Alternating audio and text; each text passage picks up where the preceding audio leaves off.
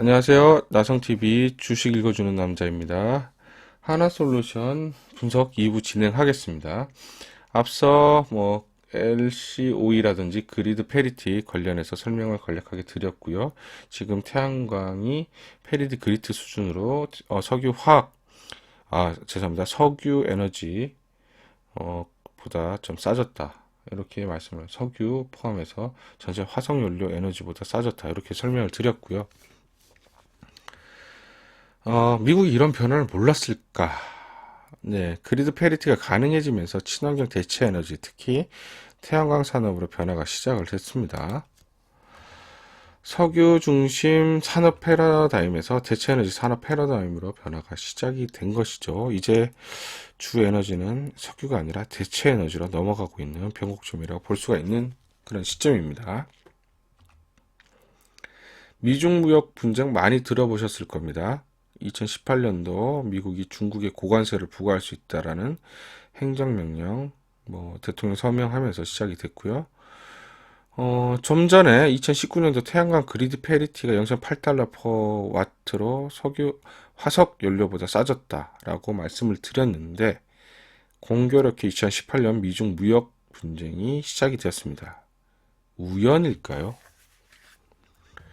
주로 미국이 중국을 공격한 업체는 하웨이로 대변하는 5G 통신업체입니다. 차세대 통신기술 시장에서 하웨이를 퇴출시키기 위해서 혈안이 되어 있죠.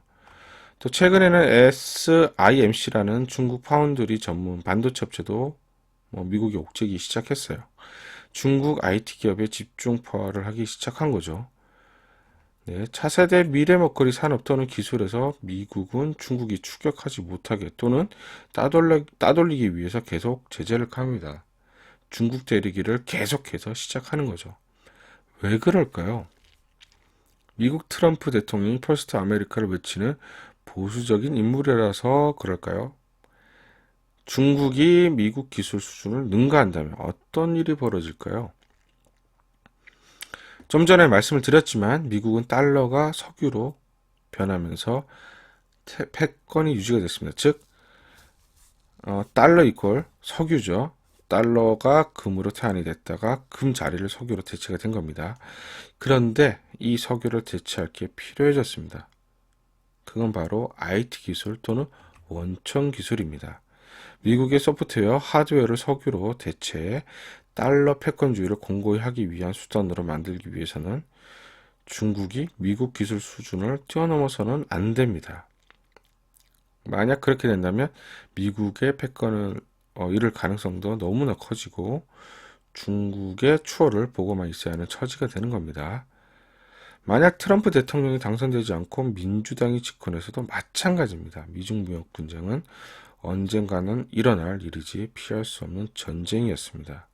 그런데 이제 그리드 페리티도 되었고 전 세계 대체 에너지 투자가 메가 트렌드가 되고 있는 시점에서 이 시장을 넉넉히 보고 있을 미국이 아니죠.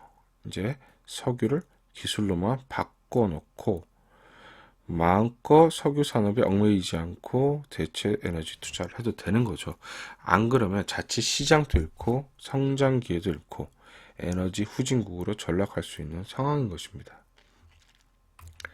차트를 보시면 태양광 수요 추이 및 변화, 재생에너지 목표 나와 있습니다.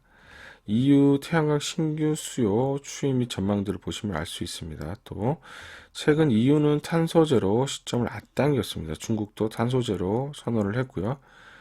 태양광 신규 수요가 늘어날 수밖에 없습니다. 미국도 보시면 태양광 신규 수요 추이 및 전망이 늘어나고 있습니다. 왜? 화석연료보다 싸고 환경적인데 투자 안 할 이유가 없죠. 기술 패권을 선언한 저는 미중무역 분쟁의 다른 이름이라고 생각을 합니다. 기술 패권주의를 선언한 미국 입장에서 대체 에너지 투자가 확대되는 현 시점에 투자 확대를 망설일 이유가 전혀 없습니다. 석유 에너지에서 대체 에너지로 패러다임이 변화하고 있고 그렇기 때문에 미국 대체 에너지 투자는 필수 불가결한 문제입니다. 이제 선택의 문제가 아니라 필수의 시대로 전환되고 있다는 것입니다. 네, 지난 9월 25일 해외 뉴스입니다. 세계 글로벌 메이저 오일 업체인 토탈사가 태양광 투자를 확대한다는 내용입니다. 3.3기가와트 태양광 파이프라인 확보했고 2025년까지 25기가와트를 목표로 한다는 내용입니다.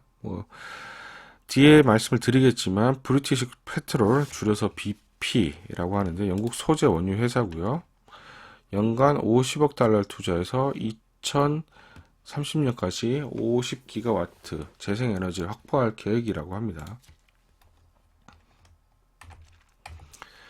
네, 9월 14일 해외 뉴스입니다. BP가 레포트를 발간했는데 아까 BP 어떤 회사인지 말씀을 드렸고요.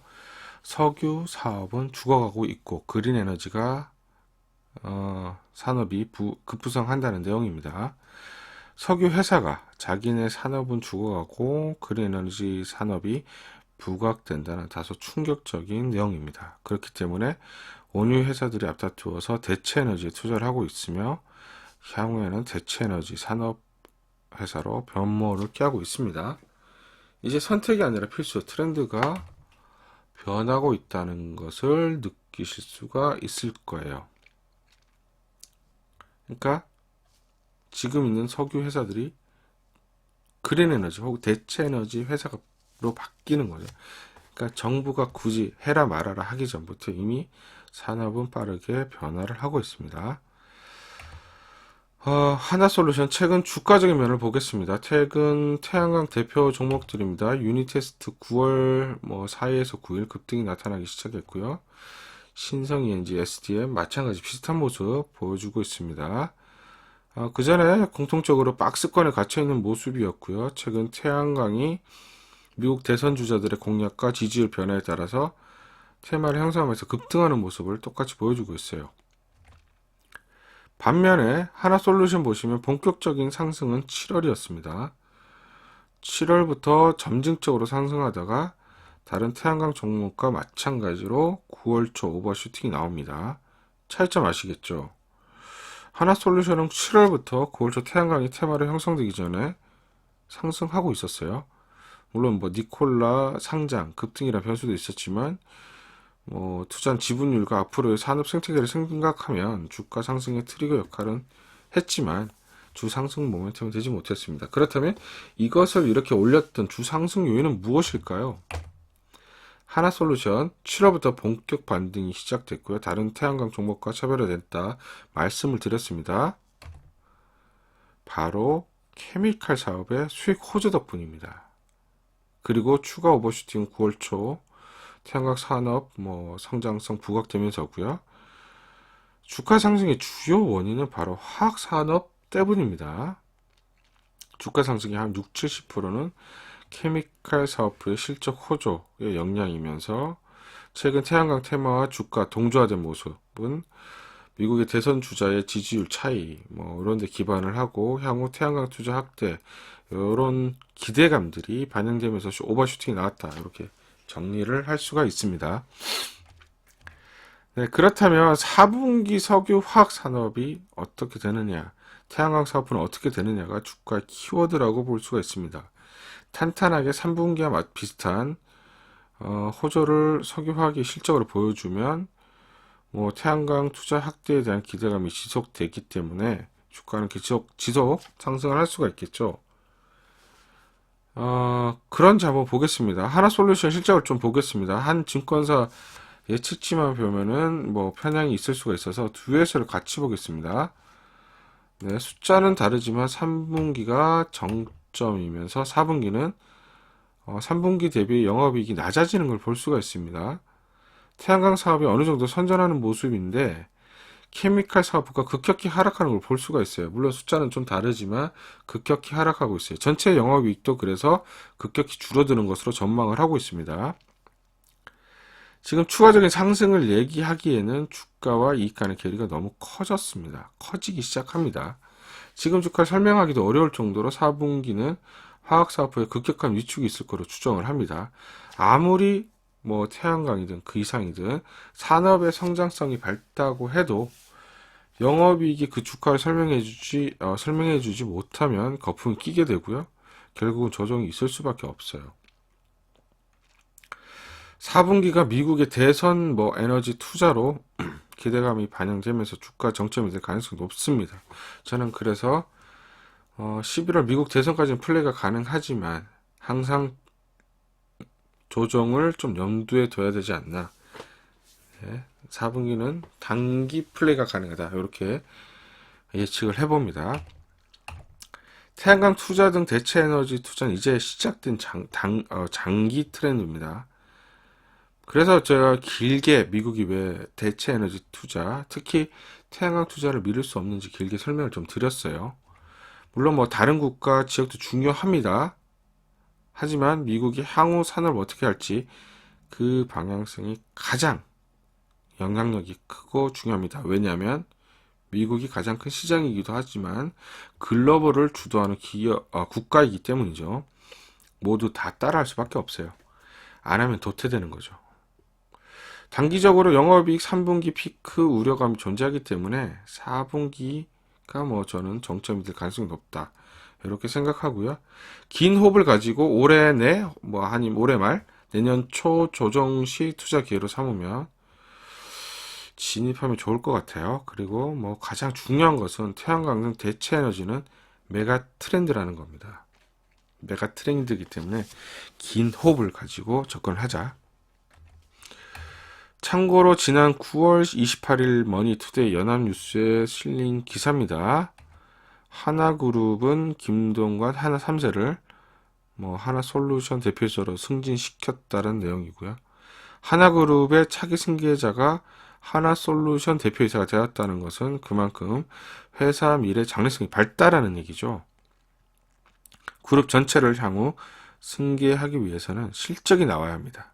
실적으로 실력을 증명해야 이 사회에서 말이 없어요. 또 향후 지분관계를 제가 좀 더 봐야겠지만 그룹의 지배회사인 주 하나와 주식 수합을 위해서도 하나솔루션의 성장은 필요할 겁니다.